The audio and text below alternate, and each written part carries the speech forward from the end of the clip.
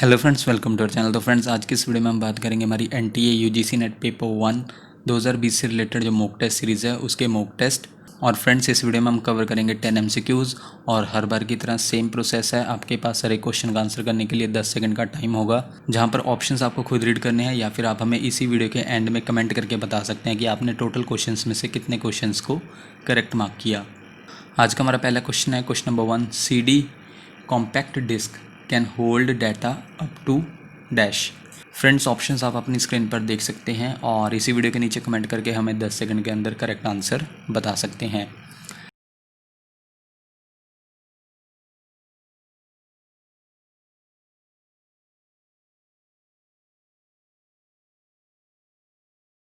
Compact disc in short CD। Option B 700 MB data hold कर सकती है। और फ्रेंड्स, एक सिंगल लेयर DVD रोम कितना डाटा होल्ड कर सकती है? 4.7 GB। CD और DVD का यूज़ किसके लिए किया जाता है? डाटा को स्टोर करने के लिए। और कॉम्पैक्ट डिस्क ये क्या है? एक digital optical disc data storage format है, जिसे किसके द्वारा डेवलप किया गया था, विकसित किया गया था? फिलिप्स और सोनी कंपनी द्वारा। और इसे रिलीज़ किया गया था 1982 में। किसे रिलीज़ किया गया था? कॉम्पैक्ट डिस्क को, इन शॉर्ट CD को। नेक्स्ट क्वेश्चन है question number 2। Which of the following memory is closest to CPU central processing unit. यानी कि निम्नलिखित में से कौन सी मेमोरी CPU केंद्रीय प्रसंस्करण इकाई के सबसे करीब है?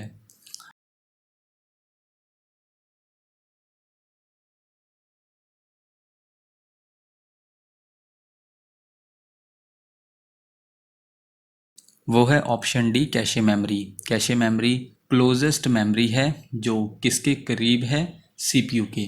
और फ्रेंड्स, कैशे मेमोरी इस तरह की मेमोरी होती है जो सबसे नियर होती है CPU के, और जो भी रीसेंट इंस्ट्रक्शंस दिए जाते हैं वो कहाँ पर स्टोर होते हैं? वो कैशे मेमोरी में स्टोर होते हैं।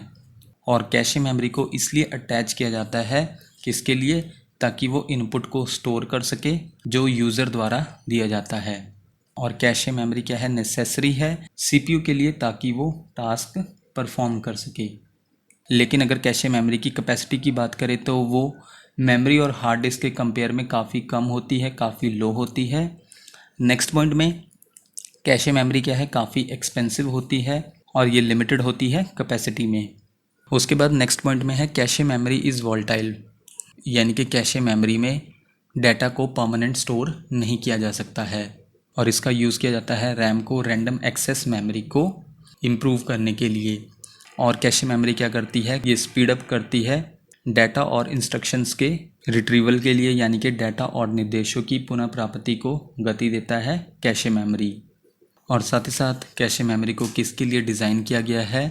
इंक्रीज़ करने के लिए एफिशिएंसी ऑफ CPU, यानी कि सेंट्रल प्रोसेसिंग यूनिट की क्षमता को बढ़ाने के लिए कैशे मेमोरी को डिज़ाइन किया गया है। और कैशे मेमोरी क्या होती है? ये फास्टेस्ट मेमोरी होती है, सबसे तेज़ मेमोरी होती है।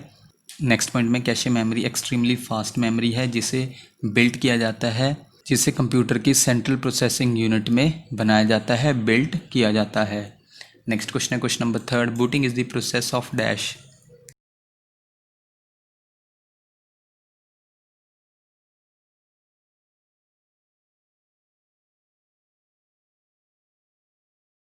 बूटिंग प्रोसेस है option B, starting up the computer.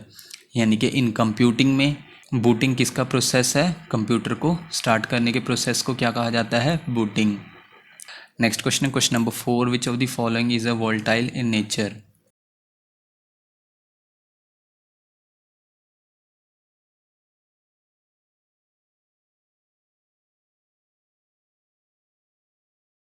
इनमें से वोलेटाइल है ऑप्शन ए, रैम, यानी कि random access memory. Volatile memory क्या होती है? ये स्टोरेज का एक टाइप है। इस मेमोरी में कंटेंट इरेज हो जाता है जब सिस्टम का पावर ऑफ होता है या फिर सिस्टम इंटरप्टेड होता है। जैसे एग्जांपल के तौर पर रैम क्या है? वोलेटाइल है। और जब भी आप किसी डॉक्यूमेंट पर काम कर रहे होते हैं तो उसे किस में रखा जाता है? उसे रैम में रखा जाता है, रैंडम एक्सेस मेमोरी में रखा जाता है। अगर कंप्यूटर अपनी पावर को खो देता है तो क्या होता है? उससे आपका जो वर्क है वो लॉस्ट हो जाता है। नेक्स्ट पॉइंट में, ROM का फुल फॉर्म क्या है? जो ऑप्शन में दिया गया था, इसका फुल फॉर्म है रीड ओनली मेमोरी। और EPROM का फुल फॉर्म क्या है? इसका फुल फॉर्म है erasable programmable read only memory.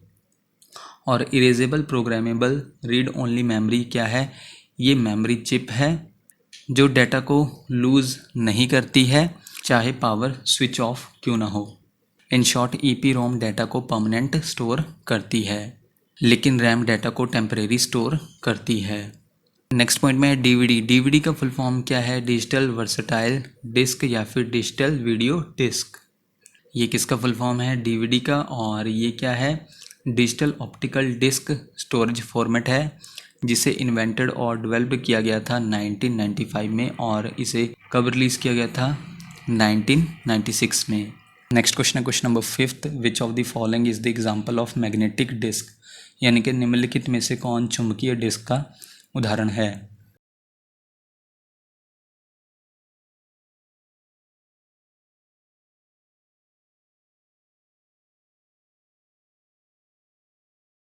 इनमें से मैग्नेटिक डिस्क का एग्जाम्पल है ऑप्शन सी, फ्लॉपी डिस्क। और फ्रेंड्स, मैग्नेटिक डिस्क क्या है? एक स्टोरेज डिवाइस है जो यूज़ करता है मैग्नेटाइजेशन प्रोसेस। किसके लिए? राइट के लिए, रीराइट के लिए, दोबारा से लिखने के लिए, और डाटा तक पहुंच प्रदान करता है। वो कौन सा प्रोसेस है? Magnetization process. और मैग्नेटाइजेशन प्रोसेस किसके द्वारा यूज़ किया जाता है? मैग्नेटिक डिस्क द्वारा। और hard disk, zip disk, floppy disk, ये कुछ कॉमन एग्जांपल्स हैं किसके? मैग्नेटिक डिस्क के। नेक्स्ट पॉइंट में हम बात कर लेते हैं फ्लॉपी डिस्क के बारे में। जो पहली 8 इंच फ्लॉपी डिस्क थी उसकी स्टोरेज कैपेसिटी क्या थी? 80 किलोबाइट्स। और 1986 में IBM यानी कि इंटरनेशनल बिजनेस मशीन्स कॉरपोरेशन ने इंट्रोड्यूस किया था 3.5 इंच फ्लॉपी डिस्क को 1.44 MB मेगाबाइट्स स्टोरेज स्पेस के साथ। नेक्स्ट पॉइंट में है 2 टाइप्स का फ्लॉपी डिस्क होता है। पहला होता है 3.5 इंच का और दूसरा है 5.25 इंच का, जिसकी कैपेसिटी कितनी होती है? 1.44 MB। उसके बाद है there are 3 main types of optical media. Optical media के 3 मेन टाइप्स होते हैं, एक तो CD, दूसरा DVD और तीसरा ब्लूरे डिस्क। ब्लूरे डिस्क क्या है? ये ऑप्टिकल मीडिया का नया टाइप है जो 50 GB तक का डाटा स्टोर कर सकता है। नेक्स्ट पॉइंट में है पेन ड्राइव। पेन ड्राइव को फ्लैश मेमोरी के नाम से भी जाना जाता है, जो किसका एग्जाम्पल है? NAND स्टाइल स्टोरेज डिवाइस का। और ये क्या होती है? मेमोरी चिप होती है जो डाटा को होल्ड करती है। और पेन ड्राइव एग्जाम्पल है सेकेंडरी स्टोरेज का। नेक्स्ट क्वेश्चन है question number 6। The first generation computers had, यानी कि पहली पीढ़ी के कंप्यूटर थे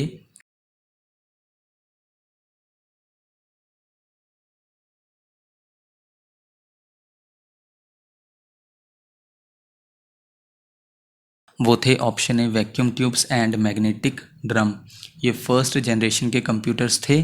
फर्स्ट जनरेशन कंप्यूटर का टाइम पीरियड माना जाता है 1942 से 1955 तक। और इन फर्स्ट जनरेशन कंप्यूटर्स में कौन सी मेन हार्डवेयर टेक्नोलॉजी यूज़ होती थी? वो हार्डवेयर टेक्नोलॉजी थी vacuum tubes, electromagnetic relay memory, punched cards, secondary storage.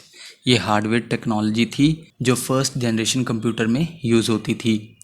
उसके बाद वो कौन सी सॉफ्टवेयर टेक्नोलॉजी है मेन जो यूज़ होती थी फर्स्ट जनरेशन कंप्यूटर्स में? वो थी machine and assembly language, storage programme concept, और ज़्यादातर साइंटिफिक एप्लीकेशंस यूज़ होती थी फर्स्ट जनरेशन कंप्यूटर्स में। और फर्स्ट जनरेशन कंप्यूटर के मेन कैरेक्टरिस्टिक्स क्या हैं? ये बल्की होते थे साइज़ में, यानी कि भारी भरकम होते थे साइज़ में, हाईली अनरिलायबल थे, यानी कि भरोसेमंद नहीं थे, इनका लिमिटेड यूज़ होता था, कॉस्टली थे, काफ़ी महंगे थे, और डिफ़िकल्ट टू यूज़ थे, यानी कि इनका यूज़ करना काफ़ी मुश्किल था। ये थे friends first generation computers. Next question में हम बात करेंगे क्वेश्चन नंबर 7 में। A 32 bit microprocessor has the equal to dash, यानी कि एक 32 बिट माइक्रो प्रोसेसर डैश के बराबर होता है।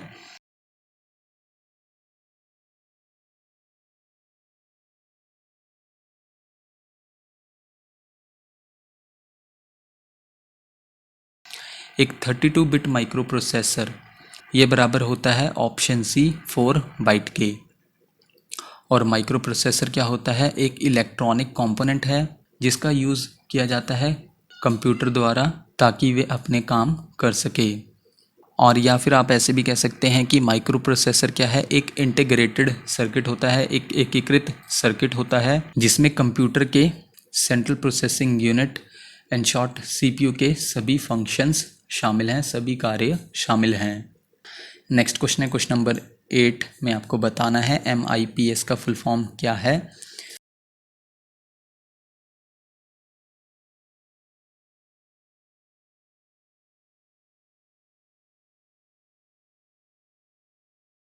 इसका फुल फॉर्म है ऑप्शन बी मिलियन इंस्ट्रक्शंस पर सेकेंड। और MIPS ये क्या है, ये मेथड है मेजर करने का, मापने का कंप्यूटर प्रोसेसर की रॉ स्पीड को। नेक्स्ट क्वेश्चन है question number 9 which of the following is input as well as output device, यानी कि निम्नलिखित में से कौन सा इनपुट के साथ साथ आउटपुट डिवाइस भी है।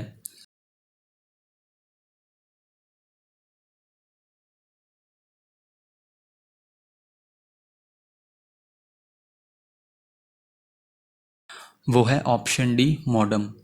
अगर हम कुछ कॉमन एग्जांपल्स की बात करें जो इनपुट के साथ आउटपुट भी हैं, वो हैं डिस्क ड्राइव्स और मॉडम्स। एक इनपुट डिवाइस क्या होता है, एक हार्डवेयर का पीस होता है जो क्या करता है, डाटा सेंड करता है कंप्यूटर को। अगर एग्जांपल्स की बात करें इनपुट डिवाइस के तो उसमें शामिल हैं keyboards, mouse, scanners, digital cameras, joysticks और माइक्रोफोन्स। ये किसके एग्जांपल्स हैं, इनपुट डिवाइसेस के। और अगर हम आउटपुट डिवाइस की बात करें तो ये पीस होता है कंप्यूटर हार्डवेयर इक्विपमेंट का जो क्या करता है, कन्वर्ट करता है इंफॉर्मेशन को ह्यूमन रीडेबल फॉर्म में, यानी कि मानव पठनीय फॉर्म में इंफॉर्मेशन को कन्वर्ट करता है आउटपुट डिवाइस। और ये क्या टेक्स्ट भी हो सकता है, ग्राफिक्स भी हो सकते हैं, ऑडियो भी हो सकती है या फिर वीडियो भी हो सकती है। अगर हम कुछ एग्जांपल्स की बात करें आउटपुट डिवाइसेस के तो जैसे कि visual display units, in short video, monitor, printer, graphic output devices, plotters, speakers etcetera, ये सभी किसके एग्जांपल्स हैं, आउटपुट डिवाइसेस के। आज का हमारा लास्ट क्वेश्चन है question number 10। Computers use the dash number system to store data and perform calculations, यानी कि कंप्यूटर डाटा को स्टोर करने और गणना करने के लिए डैश नंबर सिस्टम का उपयोग करते हैं।